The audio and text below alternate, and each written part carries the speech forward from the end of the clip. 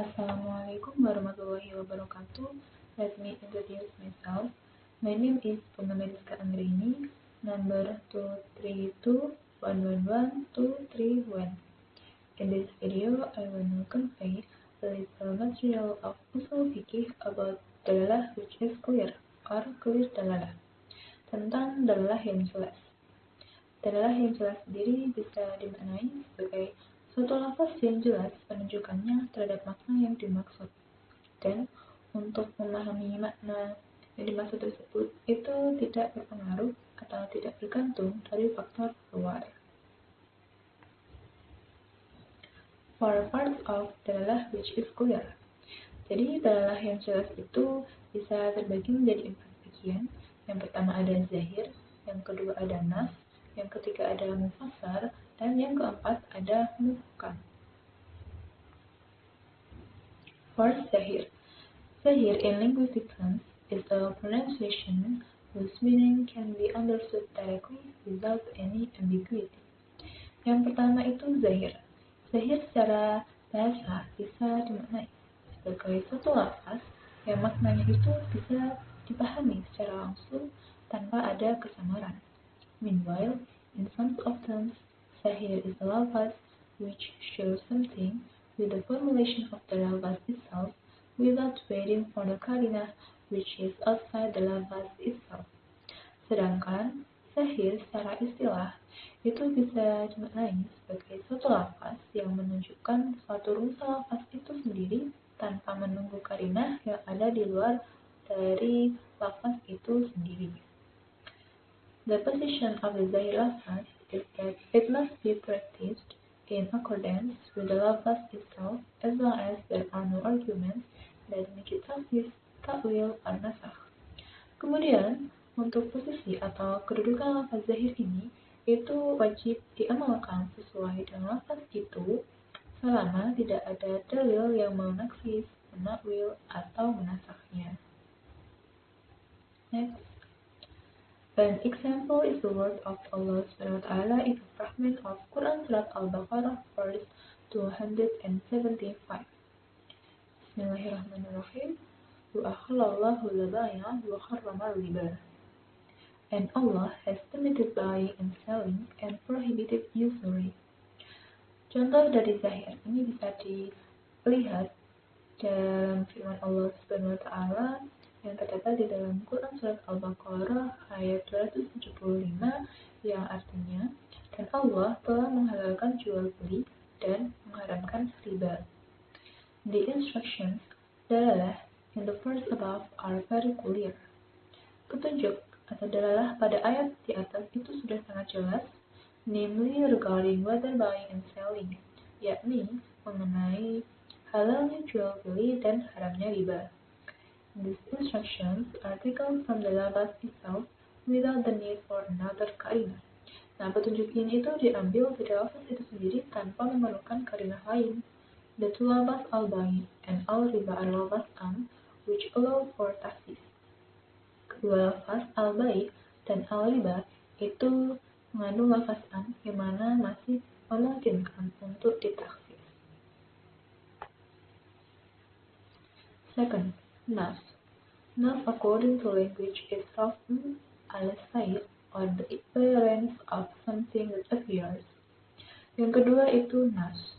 Nas menurut bahasa adalah raf'un al-sayy atau munculnya sesuatu yang tampak. In terms of nas, it is a wording that shows the law clearly, which is taken according to the flow of the conversation. Secara istilah, nas bisa dimaknai suatu lafaz yang menunjukkan hukum dengan jelas yang diambil menurut alur pembicaraan. But it has possibilities in takhsis and in ta'wil, which always to be weaker than the possibilities found in zahir lafaz. Apart from that, it can also be in nas. Tetapi, ia masih mempunyai kemungkinan untuk ditakhsis dan ditakwil yang memungkinkannya lebih lemah daripada kemungkinan yang terdapat di dalam lafaz zahir. Selain itu, nas juga masih bisa dinasakh. For example, in the Quran Surah Al-Hasyr, verse 7, Bismillahirrahmanirrahim. وَمَا آتَاكُمُ الرَّسُولُ فَخُذُوهُ وَمَا نَهَاكُمْ عَنْهُ فَانْتَهُوا. When the Prophet Muhammad gives you a sabit, and what he forbids you, leave it. Contoh nas ini bisa diambil dari Quran Surat Al-Hasyr ayat 7 yang artinya, apa yang diberikan Rasul Muhammad SAW kepadamu, maka terimalah, dan apa yang dilarangnya bagimu, maka tinggalkanlah. This verse is a text that requires obedience to the Prophet Muhammad in the distribution of ayat-ayat. Ayat di atas itu berisi tentang kewajiban taat atau patuh pada Rasulullah SAW dalam hal pembagian harta fai atau harta rampasan, whether in terms of giving or prohibition, because this is the meaning intended by the word. Baik dalam hal pemberian ataupun larangan, karena makna inilah yang dimaksud dalam kata tersebut. Third, Mufassar. Mufassar is a language that shows Allah with strict and clear instructions, so that the instructions are not possible in ta'wil and in tafsir. Yang ketiga itu adalah mufassar. Mufassar bisa diartikan sebagai lafaz yang menunjukkan hukum dengan petunjuk yang tegas dan jelas, sehingga petunjukannya itu tidak mungkin untuk ditakwil ataupun ditafsir. Propositions like this must be implemented with detailed explanations. Proposisi atau dalil yang seperti ini itu harus diimplementasikan atau dilaksanakan dengan penjelasan yang detail. However, an argument like this is still possible in nasakh or deleted. Bagaimanapun, argumen atau dalil yang seperti ini itu masih mungkin terjadi untuk dinasakh atau dihapus. An example of Allah's words about the law of adultery in the Quran Surat An-Nur, verse 2. Bismillahirrahmanirrahim. Az-zaniyatu waz-zani fajlidu kulla minhuma mi'ata jaldah. A woman who commits adultery and a man who commits adultery, then beat each of them 100 times.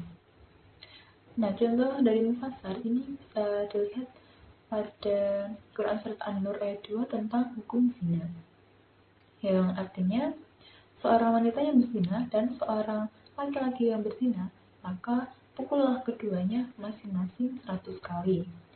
Pronunciation, namely mi'ata, is a mufassar pronunciation because it is a certain number. Pengucapan mi'ata itu merupakan pengucapan mufassar karena ini menunjukkan jumlah atau angka tertentu. These pronunciations do not contain subtractions or additions, di mana pengucapan kata itu tidak mengandung penambahan atau pengurangan. Fourth, muhkam. Muhkam, according to the language, is taken from the word ahkama, which means atqana, namely certain and firm. Yang keempat itu muhkam. Muhkam menurut bahasa itu diambil dari kata ahkama yang berarti atqana, yaitu pasti dan tegas. Meanwhile, according to the term, there is a pronunciation that shows the meaning in a firm and clear dalalah and qat'i. Sementara, menurut istilah, muhkam itu adalah suatu lafaz yang menunjukkan makna dengan dalalah yang tegas dan jelas serta qat'i, and has no possibility in ta'wil, in tafsir, or in nasakh, dan tidak mempunyai kemungkinan untuk ditakwil, ditafsir, atau dinasakh. So, in this case, the argument is clearly stronger and takes precedence over mufassar, nas, and zahir. Jadi, dalam hal ini, argumen atau dalil muhkam itu jelas lebih kuat dan lebih didahulukan daripada mufassar, nas, dan zahir. For example, the words of the Prophet Muhammad SAW, Bismillahirrahmanirrahim, Al-jihadu mari ila yawmil qiyamah. the jihad lasts until the day of judgment. Untuk contoh muhkam ini bisa dilihat di sabda Rasulullah SAW yang artinya jihad itu berlangsung sampai hari kiamat. From that text, the determination of the limits of the doomsday to which jihad is impossible, the implementation of the cancellation of the jihad following songs of time.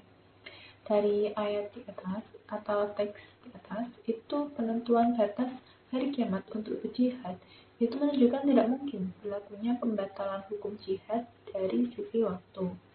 Jihad will continue to apply its provisions until doomsday comes. Jihad itu akan terus berlangsung atau akan terus berlaku pensyariatannya sampai hari kiamat itu datang. That's all from me. Thank you. Wassalamualaikum warahmatullahi wabarakatuh.